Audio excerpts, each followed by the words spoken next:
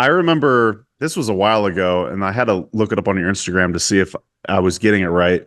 I think it was a couple years ago. You were hosting a class called Herbs on an EBT. So what is Mhm. that like? Essentially, food stamps. I want to say. Yeah, Um, herbalism with EBT, food stamps. Yeah. and I don't know if you know this, Brandon, but we've got like this free course. It's called The Art of Frugal Nutrition. And we're trying to build this growing library of classes where we're teaching people how to eat nutritious on a budget. And I just adored that you were doing that. I almost want to actually also, I looked at it today and I want to say your post got like 5,000 likes or some craziness like that.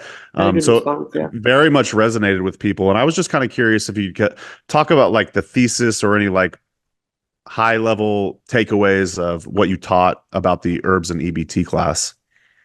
Yeah, that whole class was basically focused on because, the project that I was talking about starting in Charlotte that was focused on growing culturally relevant crops, but at the same time it also had a background on like accessibility of certain things, growing it, having it fresh. A lot of the things that we would grow, people might be able to find in a grocery store like frozen from some Mm, other part of the world, whereas getting it fresh just like changes up the ability to use it properly in certain dishes, depending on, where people are from. Um, but when it comes to the accessibility of things, that was also a big part that at the beginning of the project, especially, was focused on was like, how are we relating to and understanding having access to these plants, especially when you can go to a Whole Foods or whatever health food store and buy a tincture of something that is like $20, or if it's like a fancy right. brand in a boutique, it's even more. And rather, like, how can we not only from the project standpoint, it was like, how can we grow these things and have them more affordable, but also how do people learn how to do that themselves?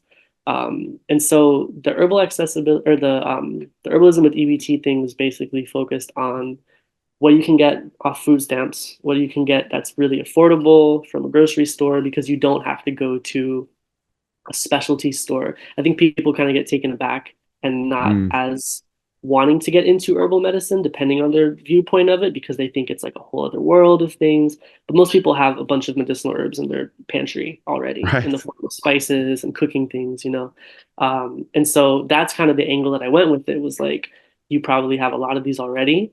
It doesn't need to be like St. John. It can, but it doesn't need to be like St. John's wort and holy basil and all these things. It can be cumin and cinnamon and thyme and things like that. There's plenty of recipes and things. And then the liquids and like the menstruums of medicine making was a big part of the class too. It was like Mm, we have apple cider vinegar and oils. I didn't really talk about alcohol since you can't okay. get that on EBT or vegetable glycerin or something. But I Good think point. the food as medicine is kind of the biggest like takeaway of it because if we're adding a lot of these things into our food, it's not like I'm taking these herbs to be very specific and drop doses, but I'm already incorporating them into what I have. So it might be like taking thyme and honey and apple cider vinegar and making a thyme oximal. Or one of the biggest ones that I've done, especially in the in-person classes, talking about this accessibility is fire cider, which Mm, is the epitome of that. You can probably under $15 get a little bottle of apple cider that's cool. vinegar, a little thing of honey, an onion, ginger, a spicy pepper or two, garlic, and a piece of horseradish. And whatever other random things you want, because that's the cool thing about it is that these are not, concrete recipes. You can find them Right. online, but people make them with sweet stuff. People make them with more aromatic plants. People make it more of an anise sort of like whatever you want. And so it's kind of like the culinary experimenting as well as the fact that it's so easy to make something that and fire cider is so dynamic. That's medicine for your sinus, for a cold and flu, for your digestive system, for your circulation in the wintertime. And it tastes good and it's nice. And, again, people usually have a lot of those things either dried out in their pantry for cooking, or you can get them for really cheap. So those sort of things have been the idea of that. And I've done courses before, my online ones. I haven't done this more recently, but I used to have an intro to herbal medicine online course that was also 5 weeks. And in that one, we talked about medicine making, and the homework was like, if you're able, try to make a medicine under $10 at the grocery store. And it can literally be a garlic honey or like a ginger vinegar or something like that, you know, just things that are more accessible. That way people are doing that. And then also considering the cultural aspect that these are usually not new things. Like while fire cider was given a name, it was done in that way. People have been brining and pickling stuff Right. for a long time with hot spices that is really good for, you know, a cough or a cold. And so all of these things, it taps back into a lot of people's tradition, which is cool when I'm doing the courses or classes and we're also talking about like our personal connection to it. People are like, oh, I remember my grandmother used to make that, or my mom used to cook this just the same way and add these spices into something. So there's also a lot of cultural connection, which is really cool. And it is accessible. It's really, really easy to get. So The alcohol point was really good. I didn't even think about that, but it's so obvious now that you mention it. I love thinking of fire cider too as frugal herbalism. I've never thought of it that way, but of course, yeah, a little apple cider vinegar. I mean, I went through the store the other day, check out, and I want to say the onion was like 42 cents or something like that. So, yeah. yeah, there's some really great options out there. Are you going to offer that class again at some point, you think?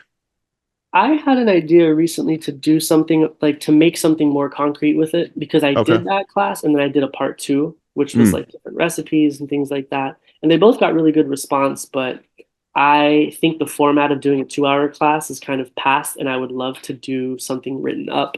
I would love to totally. do like maybe even video based, more practical, you know, in order to do that.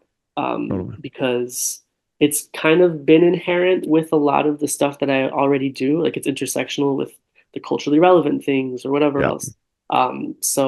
But I think I do want to kind of give it a spotlight again as its own thing soon. So, yeah. That was a great point too, the culturally relevant aspect.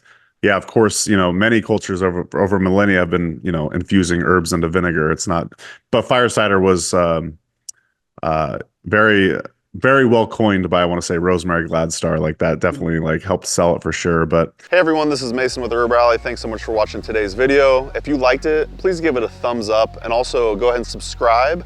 We come out with new herbal content each and every week. If you didn't know, HerbRally also lists herbalism events.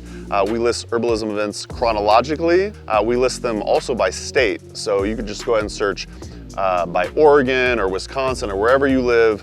You can find out what herbalism events are happening in your neck of the woods. We also list herbalism events, virtual herbal events. So if you can't make it to an in-person conference or plant walk, we list lots of virtual events as well. To find out more, you could go to herbrally.com/events or herbrally.com/virtual.